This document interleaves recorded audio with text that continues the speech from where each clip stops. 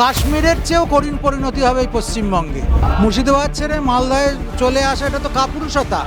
পেঁদিয়ে সিধে করে দিতে হবে। এখন ঢিল মারলে, পাটকেল মারলে ইট খেতে হবে। করছে রাজভবন এখন ওয়াকফ সম্পত্তি, কোনদিন ইডেন গার্ডেন ওয়াকফ সম্পত্তি, সব ওয়াকফ সম্পত্তি। এমনকি কুম্ভ মেলা হয়েছে ওয়াকফ সম্পত্তিতে, কোনদিন বলবে গোটা ভারতবর্ষ ওয়াকফ সম্পত্তি। প্রশাসন চটিচাটা প্রশাসন। প্রশাসন হচ্ছে মিনি পাকিস্তান করবার প্রশাসন। প্রশাসন হচ্ছে বাংলাদেশ তৈরি করবার প্রশাসন। তা সেই প্রশাসনের ওপর ভরসা রেখে কী লাভ হবে?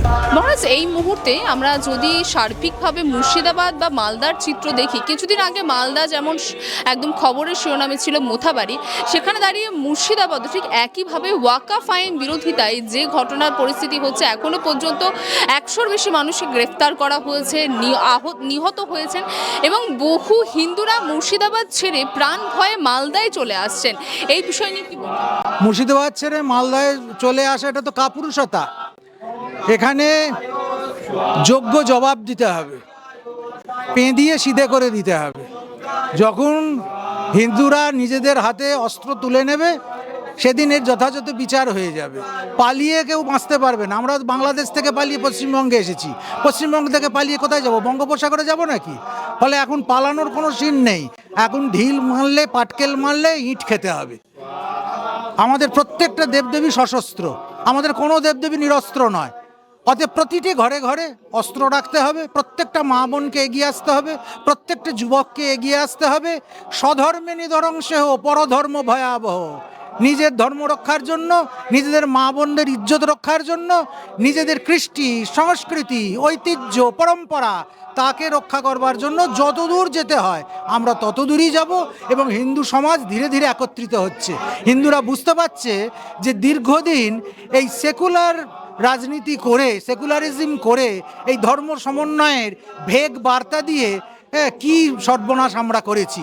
আর সর্বনাশের পথে হাঁটা নয়। ওয়াকফ আইন ফাইন কিচ্ছু নয়। ওয়াকফ আইন করে বলতেই শুরু করছে রাজভবন এখন ওয়াকফ সম্পত্তি, কোনদিন ইডেন গার্ডেন ওয়াকফ সম্পত্তি, সব ওয়াকফ সম্পত্তি। এমনকি কুম্ভ মেলা হয়েছে ওয়াকফ সম্পত্তিতে, কোনদিন বলবে গোটা ভারতবর্ষ ওয়াকফ সম্পত্তি। হ্যাঁ, তোমরা যদি ওদেশ থেকে অত কিছুই নিয়ে এসেছিলে, তাহলে ও দেশে না থেকে দেশে এসেছিলে কেন?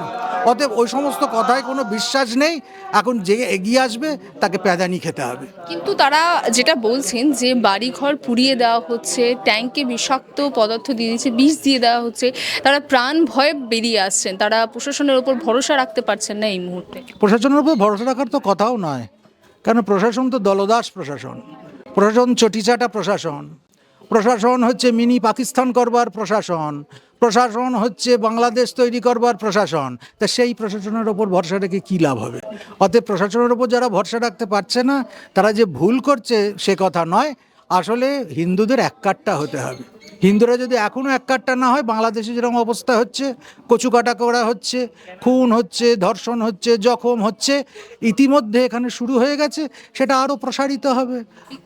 অতএব ইতিমধ্যে এই বিষয়টি যেটি আপনি বললেন বাংলাদেশের প্রসঙ্গ, ইতিমধ্যে বিজেপি সাংসদ জ্যোতির্ময় সিং মাহাতো তিনি একটি কথা বলেছেন যে কাশ্মীরি হিন্দুদের যে পরিণতি হয়েছিল, সেই পরিণতি বাঙালি যে হিন্দুরা অর্থাৎ মুর্শিদাবাদের মূলত তাদের উদ্দেশ্য করে তিনি বলছেন, অর্থাৎ কাশ্মীর হিন্দুদের সঙ্গে যে ঘটনা হচ্ছে সেই ঘটনার সঙ্গে তুলনা করা হচ্ছে। কাশ্মীরের সঙ্গে তুলনা করে খানিকটা ঠিক করেছেন, খানিকটা বলবো। কাশ্মীরের চেয়েও করুণ পরিণতি হবে এই পশ্চিমবঙ্গে। কাশ্মীরে তাও পালিয়ে গিয়ে কিছু হিন্দু পণ্ডিত আত্মরক্ষা করতে পেরেছিল। ভারতবর্ষের বিভিন্ন জায়গায় কাশ্মীর শৈবিজম ছড়িয়ে পড়েছিল এবং সেখানে কিছু কিছু শৈব হিন্দু পণ্ডিতরা আত্মগোপন করতে পেরেছিল, আত্মরক্ষা করতে পেরেছিল। পশ্চিমবঙ্গ থেকে আর পালিয়েও যেতে পারবে না। এইখানে ওপেন কচুকাটা করে দেবে।